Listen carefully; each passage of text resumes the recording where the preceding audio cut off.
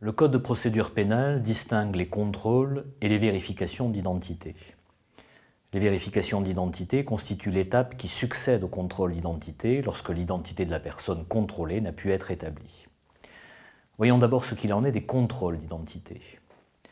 Le contrôle d'identité effectué sur le fondement de l'article 78-2 du Code de procédure pénale peut être défini comme l'opération qui consiste, pour les officiers ou les agents de police judiciaire, à demander à toute personne se trouvant sur les territoires nationaux de justifier de son identité.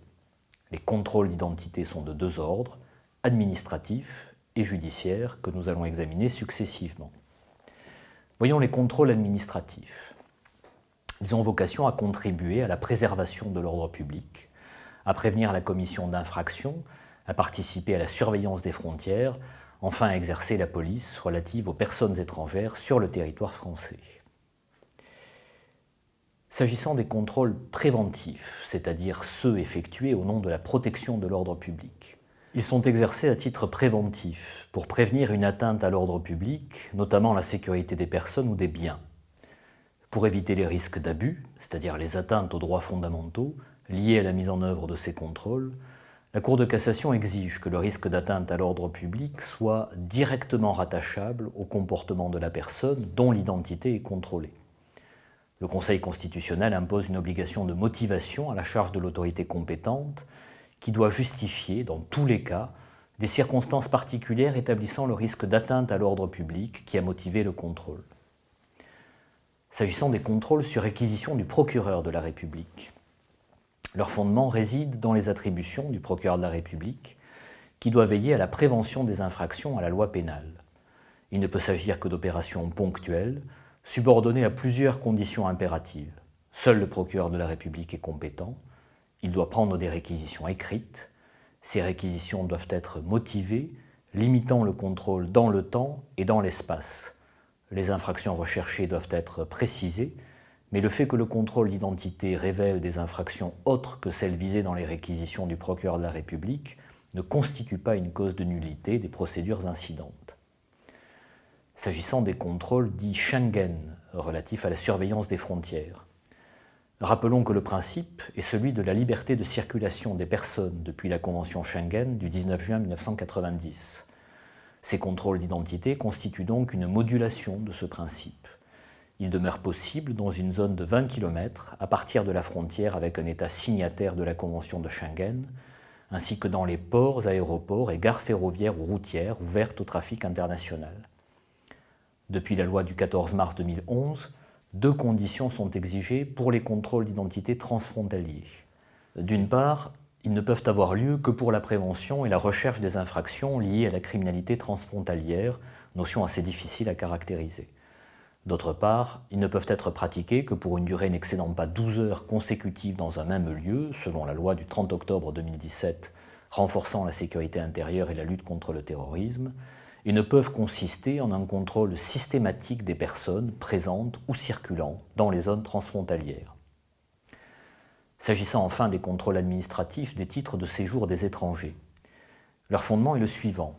En dehors de tout contrôle d'identité et en tout point du territoire national, les personnes de nationalité étrangère doivent être en mesure de présenter les documents sous le couvert desquels elles sont autorisées à circuler et à séjourner en France.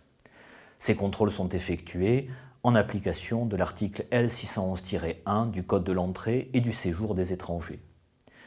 Plusieurs garanties entourent ces contrôles dont on aperçoit la sensibilité. Les contrôles des obligations de détention, de port et de présentation des pièces et documents ne peuvent être effectués que si des éléments objectifs, déduits de circonstances extérieures à la personne même de l'intéressé, sont de nature à faire apparaître sa qualité d'étranger. Ces contrôles ne peuvent être pratiqués que pour une durée n'excédant pas 6 heures dans un même lieu et ne peuvent être systématiques.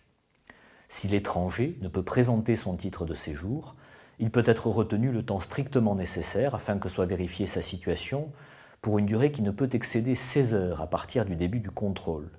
Le procureur de la République est avisé de cette mesure et des droits sont notifiés à la personne retenue qui ne peut être placée dans une cellule de garde à vue puisqu'il n'est pas suspecté d'avoir commis une infraction.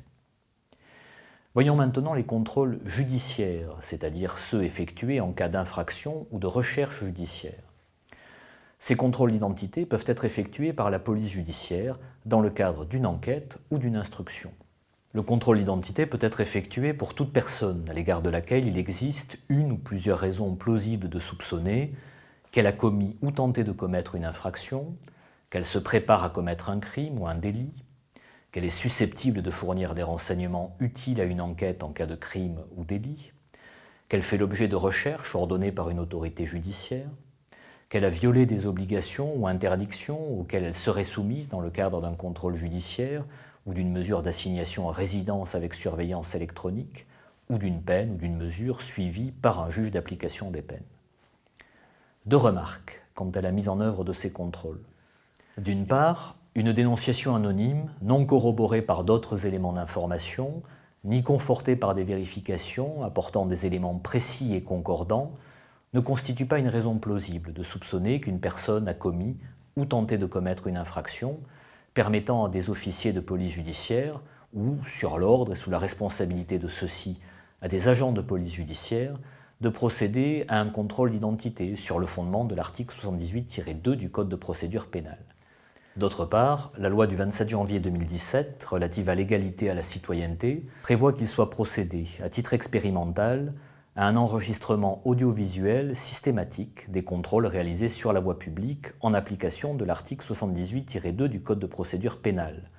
Cet enregistrement ne doit pas être confondu avec l'usage de caméras mobiles prévues à des fins probatoires lors des interventions de police ou de gendarmerie organisées par le Code de la sécurité intérieure. Voyons maintenant ce qu'il en est des vérifications d'identité. Ces vérifications interviennent lorsqu'une personne ne peut ou ne veut décliner son identité.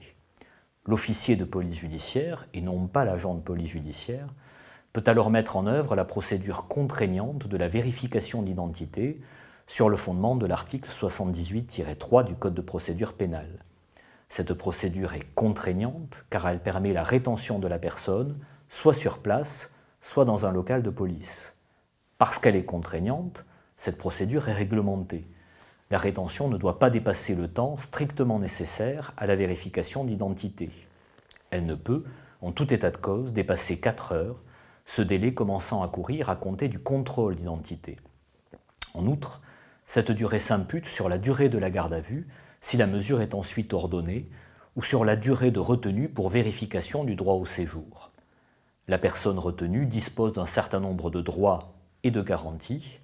La preuve de l'identité peut se faire par tout moyen, notamment par la prise d'empreintes ou de photographies, après autorisation du procureur de la République.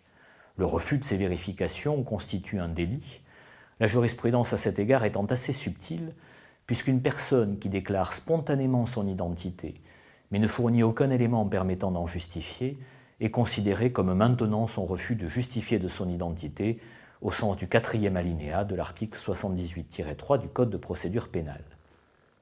Ces différentes mesures présentent un degré de sensibilité manifeste dès lors qu'elles sont mécaniquement attentatoires aux libertés individuelles. La Cour de cassation, en 2016, le Conseil constitutionnel, en janvier 2017, ont rappelé les obligations de l'État et de l'autorité judiciaire dans le cadre des contrôles d'identité afin de prévenir toute mesure discriminatoire. Voici ce qu'il convient d'en retenir. Pour la Cour de cassation, un contrôle réalisé selon des critères tirés de caractéristiques physiques associées à une origine réelle ou supposée, sans justification préalable, est constitutif d'une déficience caractérisée traduisant l'inaptitude du service public de la justice à remplir la mission dont il est investi.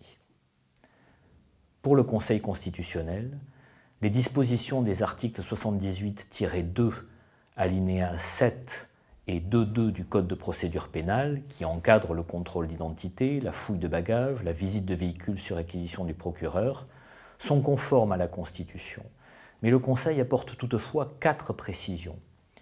Il rappelle que les contrôles généralisés discrétionnaires sont incompatibles avec la liberté d'aller et de venir.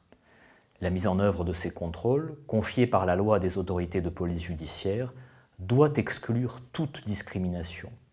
Enfin, l'autorité judiciaire doit contrôler la légalité des contrôles pratiqués, le code de l'entrée et du séjour des étrangers et du droit d'asile ne pouvant servir de fondement à des contrôles dans le seul but de vérifier la régularité du séjour d'un étranger.